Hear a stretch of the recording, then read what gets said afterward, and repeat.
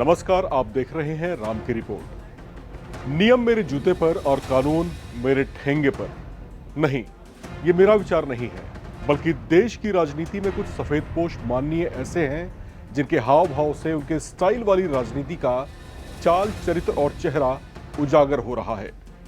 उत्तराखंड में बीजेपी की सरकार है और उन्हीं की पार्टी के एक नेता प्रणव सिंह चैंपियन, जो कि पूर्व विधायक रहे हैं, बिल्कुल किसी फिल्मी स्टाइल में हथियारबंद लोगों के साथ जीपों में सवार होकर खानपुर से विधायक उमेश कुमार के पार्टी दफ्तर में पहुंचते हैं। वहां आते ही दादागिरी वाले अंदाज में गालियां बकते हैं और ललकारते भी हैं।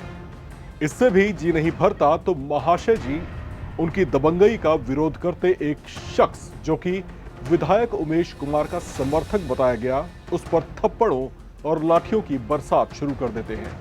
माननीय पूर्व विधायक कुंवर प्रणव सिंह चैंपियन की हनक जब इससे भी शांत नहीं होती तो वे उमेश कुमार के पार्टी ऑफिस की ओर पिस्टल तानकर फायरिंग भी करते हैं। अपने आका को ऐसा करते देखकर उनके साथ पहुंचे दूसरे हथियारबंद लोग भी फायरिंग चालू कर देते हैं और गोलियों की धाए धाए से साबित कर देते हैं कि नियम उनके जूते पर है और कानून उनके ठेंगे पर है। नाम से चैंपियन प्रणव सिंह की इस करतूत को देखिए। लेकिन अगर आप इतना ही देखकर अपना माथा पीट रहे हो तो थम जाइए, क्योंकि इसके बाद उत्तराखंड की सड़कों पर एक खेला और दिखाई दिया। पूर्व विधायक कुंवर प्रणव सिंह चैंपियन की ऐसी हरकत वाले एक्शन पर विधायक उमेश कुमार ने भी कुछ वैसा ही किया जैसा उन्होंने किया था और साबित कर दिया कि दद्दा हम भी किसी से कम नहीं है। लिहाजा वर्तमान माननीय जी विधायक उमेश कुमार ऐसे अवतार में देखे गए जैसे उनके सिर पर खून ही सवार हो। हाथ में पिस्टल पकड़े हुए वो ऐसे बेकाबू होते दिखाई दिए कि पास मौजूद पुलिस वालों के संभाले संभल नहीं रहे थे। अपने दफ्तर में हुई मारपीट और गोलीबारी का बदला लेने के लिए वो पिस्टल लेकर प्रणव सिंह चैंपियन के घर के करीब तक पहुंच गए। वो और बात है कि सुरक्षा कर्मियों ने उन्हें पहले ही जकड़ लिया और जबरन आगे बढ़ने से रोक दिया। उनकी इस हरकत को इस वीडियो में देखिए। उत्तराखंड में हरिद्वार जिले के दो कद्दावर नेताओं की दबंगई की ये वीडियो वायरल हुई तो पुलिस भी हरकत में आई। पूर्व विधायक प्रणव सिंह चैंपियन और खानपुर सीट से विधायक उमेश कुमार को अरेस्ट कर लिया गया है। इस बीच उत्तराखंड के मुख्यमंत्री पुष्कर सिंह धामी ने स्पष्ट कहा कि कानून व्यवस्था को लेकर कोई समझौता नहीं किया जाएगा। पुलिस के मुताबिक उमेश के खिलाफ बीएनएस की धारा 452 जोड़ी गई है। इस धारा के तहत किसी व्यक्ति के घर में बिना अनुमति घुसकर हमला करने या चोट पहुंचाने पर सजा का प्रावधान है। प्रणव सिंह चैंपियन की पत्नी ने खानपुर विधायक उमेश के खिलाफ एफआईआर लिखवाई थी। उनका आरोप है कि उमेश कुमार ने घर में घुसकर चैंपियन और पूरे परिवार को जान से मारने की धमकी दी। बहरहाल उत्तराखंड में दो नेताओं की कानून को बेआबरू करने वाली इस करतूत के अलावा बिहार में भी पिछले दिनों कुछ ऐसा ही देखा गया था, जब बाहुबली अनंत सिंह की अदावत एक बार फिर गोलियों की तड़ातड़ से गूंज उठी। कुछ दिन पहले पटना के नौरंगा गांव में अनंत सिंह और सोनू मोनू गैंग के बीच जमकर गोलीबारी हुई थी। इससे पूरे इलाके में सनसनी फैल गई थी। रिवायतन पुलिस हरकत में आई जब सब कुछ हो चुका था। पुलिस ने दोनों पक्षों के खिलाफ कार्रवाई की।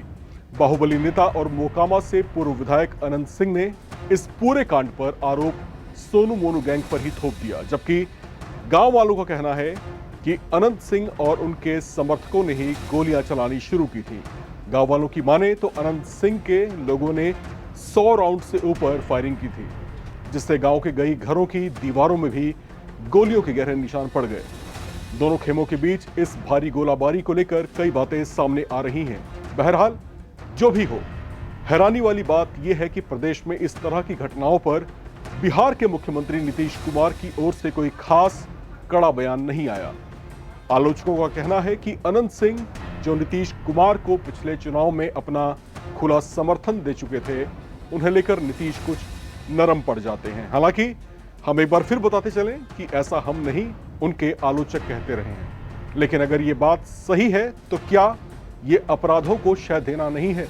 ये सवाल आपके लिए है, आप सोचिए। इस पर आपको भी विचार करना ही चाहिए। वैसे राजनीति और अपराध का नाता पुराना रहा है। इसमें बाहुबली दिवंगत गैंगस्टर अतीक अहमद, दिवंगत बाहुबली मुख्तार अंसारी का नाम भी लिस्ट में सबसे ऊपर है।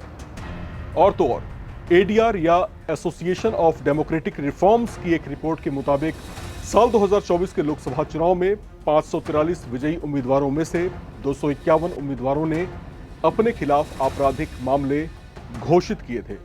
इतना ही नहीं, 2024 के लोकसभा चुनाव में 170 विजयी उम्मीदवारों ने दुष्कर्म, हत्या के प्रयास, अपहरण, महिलाओं के खिलाफ अपराध जैसे गंभीर आपराधिक मामले भी घोषित किए थे।